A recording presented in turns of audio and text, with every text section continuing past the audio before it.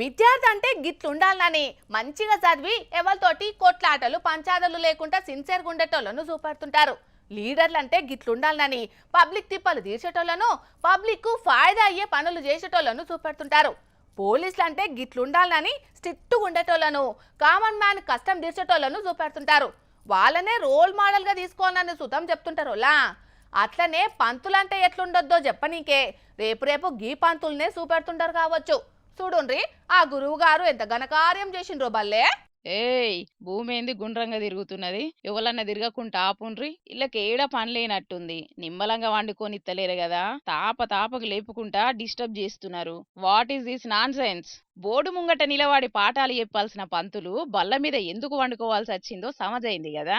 అల్లూరు జిల్లా చింతపల్లి మండలం పినపాడు గిరిజన పాఠశాలల పేరెంట్స్ టీచర్స్ మీటింగ్ అని అక్కడనే పాఠాలు చెప్పే రమణ సారు రోజుకంటే ఒక పెగ్గు ఎక్కువేసి వచ్చిండట.